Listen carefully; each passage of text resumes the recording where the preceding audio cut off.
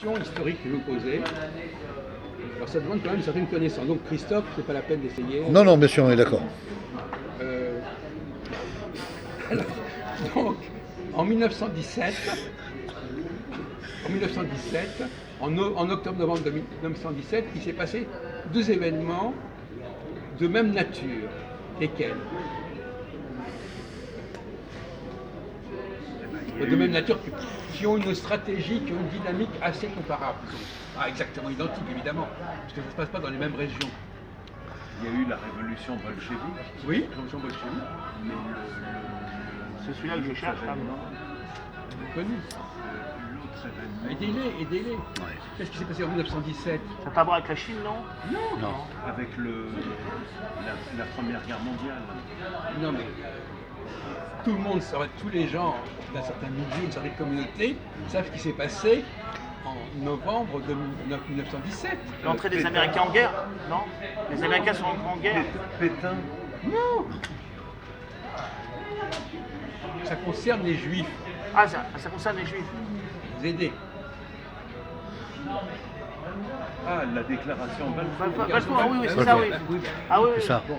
Alors maintenant, Je voulais le dire, mais je ah préfère. oui, Philippe. vous avez manqué l'occasion de le Non, dire. c'est Philippe. Mais il n'y a pas une corrélation. Attendez, on va y arriver. d'accord. On va y arriver. Ça, vous avez simplement donné les faits. Mais Ouais, quel est le point commun entre les deux? Voilà. C'est ça quelle question qu'on pose. Donc maintenant, le premier posé, la déclaration Balfour, qu'est-ce que c'est, à quoi ça ressemble, et la révolution d'octobre, qu'est-ce que c'est, qu'est-ce qu'elle ressemble, et en quoi ces deux choses se ressemblent. Bolchevique et Il faut Balfour. connaître un petit peu l'histoire de cette période. Mais n'empêche que ça s'est passé presque à quelques jours près. C'est étonnant. Et l'antécédent, c'était la Révolution ou c'était la déclaration? Peu importe, je crois que la déclaration était un petit peu antérieure, de quelques semaines. C'est pas ça qui va vous aider. Il n'y a aucune relation entre les deux phénomènes. Ça veut dire qu'ils ont une structure commune, mais ils n'ont pas de lien de cause à effet l'un et l'autre. Je ne veux pas vous mettre sur une fausse route. Qu'est-ce qui s'est passé? Qu'est-ce qui s'est joué? Comment on a préparé la révolution d'octobre? Comment elle a été préparée, monsieur Friedman, la révolution d'octobre? Qui a contribué à la réussite de la révolution d'octobre?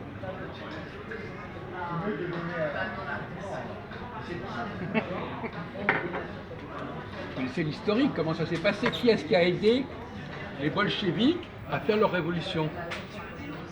Ça serait réducteur de dire que c'est certains révolutionnaires de la communauté juive. Non, uniquement. non. Les Américains ont aidé aussi un peu. Non. Les Américains. Non. Qui est-ce qui a fait venir Lénine? Ah oui, en le Russie? train plombé, tout ça là. Ah oui, oui. C'est qui Les France, les Français? Non. Non. Les Anglais, Les Allemands. Les Allemands. Ah oui, les Allemands. Mon Dieu. Les Allemands. Ouais. Et pourquoi ils l'ont fait, les Allemands? Enfin, pour emmerder leurs ennemis à l'Est. Mais non. Et Oui. pour alléger, pour qu'il n'y ait plus ce front-là. Mais oui. Voilà. Pour alléger le front de l'Est. Front de l'Est. Bon. Alors, Et finalement, Balfour, on va essayer de réfléchir à ce qui s'est passé avec Balfour. Qu'est-ce que les relations entre les Anglais et les Arabes, notamment, et les Juifs.